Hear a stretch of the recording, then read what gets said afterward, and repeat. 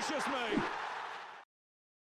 What is going on, guys? TVM here. Welcome back to another video, and just in case you couldn't tell who I managed to pack in my guaranteed Dutch League Team of the Season pack, it was of course Daley Blind. Now, with that being said, he's about 80,000 coins right now. I mean, he may drop down when rewards come out and such. He's got quite a lot of special cards actually. A Scream card, UCL card, 2 informs, another UCL card, another 92. I packed him, and I honestly, I don't know why, I forgot Blind was even a thing. Honestly thought it was Delit, and I was disappointed. In a way, I wasn't like angry about it, or oh, that's typical, blah blah blah. At least it wasn't like Onana or the Spanish guy or the Den Haag guy. So I'm happy with the choice. I'm happy with the pick rather, or the pull. As a centre back, for me personally, I prefer my centre backs to have high defensive work rates and to be at least 6'2". Now, that's not to say that you can't use him as a centre-back. I mean, naturally, he is a centre-back, so he fits there. And he's 5'11" with medium work rates. So, you can get away with it if you want to. I know people who use more. And speaking of which, there's another video coming today that may or may not feature him.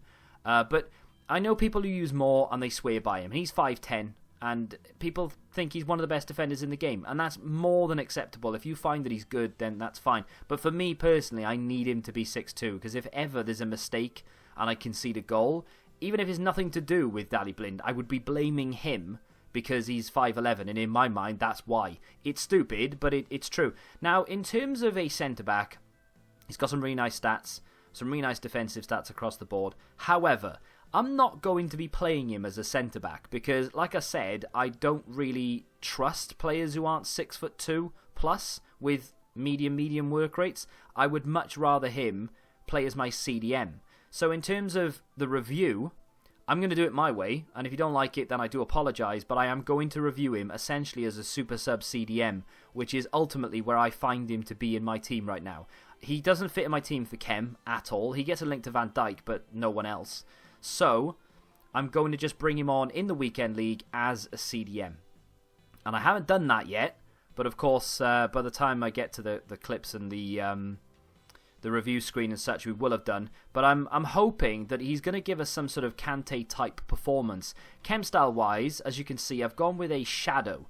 Now, the reason I've gone with a shadow is because he's slow, right? He's very slow. And I think that he could definitely benefit from a pace boost. Now, is it necessary to give him a pace boost? No. And to be fair, even though you may or may not be seeing a shadow on him now, maybe I've changed my mind by the time this goes out, but I may very well be using something like a backbone, because then we'll hit the physicals and the passing as well, which is obviously very important. He's a 96 rated CDM with a shadow on him. He gets 93 acceleration, 76 sprint speed.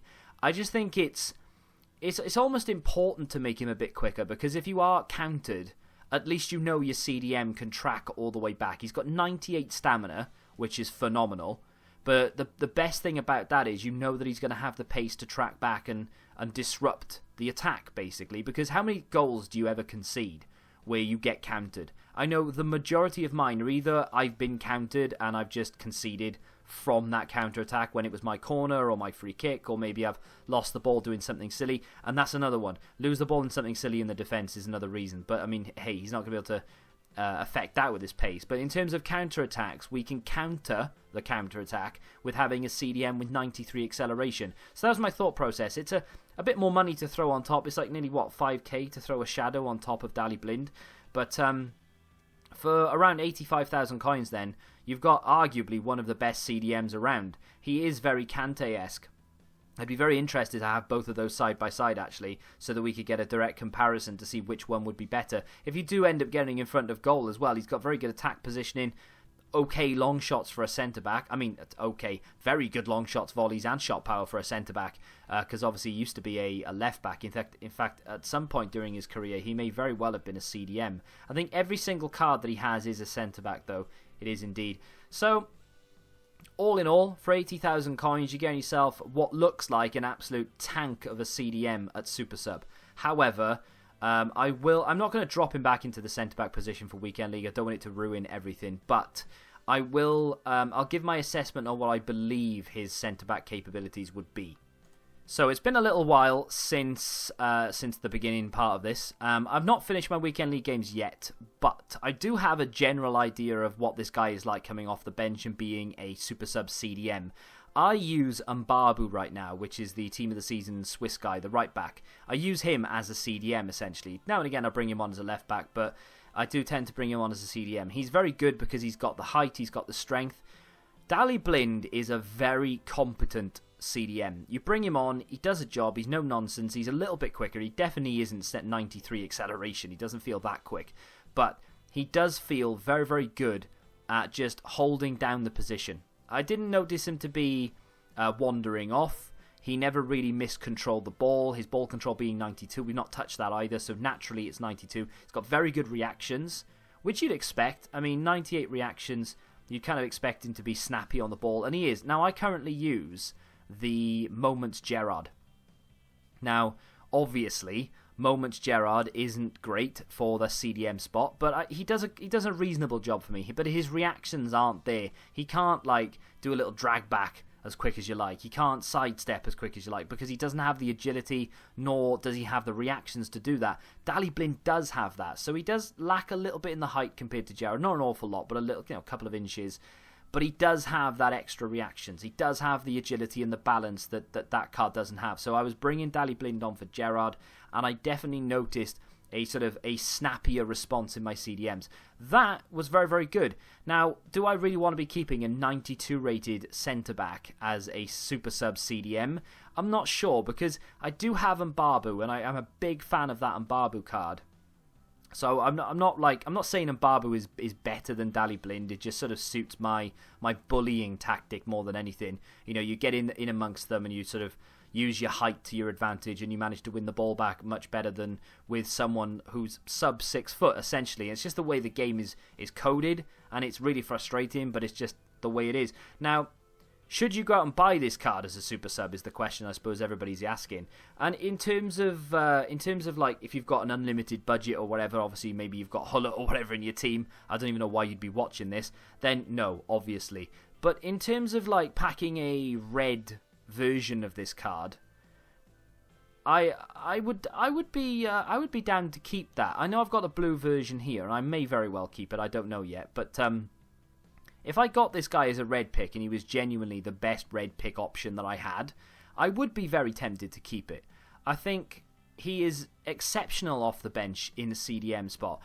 Like I said though, in terms of that centre back position, I just feel like for me again, I would be moaning too much about his height.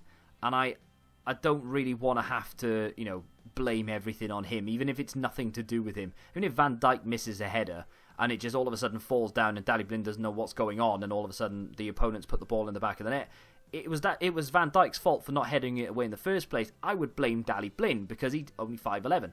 But that's not how you would react to that, and it's not how you would personally treat this card. So in terms of a centre-back, if you're not bothered about that height, the work rates are irrelevant, really. It's just another thing to add into my reasons not to use him as a centre-back. But in terms of the... I've used that terminology quite a lot in this episode, like in terms of... but no, as a centre-back, this guy would actually be quite good. I sort of poo-pooed it when I first saw him. I thought, no, you're all right. He's too small. He doesn't have the work rate. It's Dali Blind, blah, blah, blah. But in all honesty, I think he worked quite well as a centre-back. His jumping is a touch slow, so I don't think a shadow would be a good idea if you were to use him as a centre-back. I'm not quite sure. Maybe an anchor or something. I'm not quite sure the chem style I would use. I would definitely want to boost that jumping a little bit. So at least if you do have problems with the height, at least you can't blame the jumping aspect of it, and it's just naturally going to be the height. But a centre-back wise, yeah, he's decent, but there are definitely better ones out there. If you're on a really tight budget and maybe you've packed De Ligt and you're looking for a partner and you can't afford Van Dijk or something, it's not a bad card. It really isn't. Not a bad card at all, and I wouldn't be scared coming up against it in Weekend League. To be fair, I would target it because, again, crossing meta is just so overpowered. But in terms of bringing him on, and there's that word again, bringing him on as a CDM is absolutely fantastic, and I would definitely recommend that. That is it's a very good card for 80k, and it'll probably come down again with rewards as well. So for around 65, 70k, which is probably what it'll end up costing maximum, Or, yeah, maximum or minimum, whichever way you look at it, really, because of obviously the rating. I recommend it. I think it's decent. I do think it's decent, but only really as a super sub. But you might have a difference of opinion. You feel free to let me know in the comment section down below. If you have enjoyed it, though, smack that like button, subscribe to the channel if you're new, and until the next time, goodbye.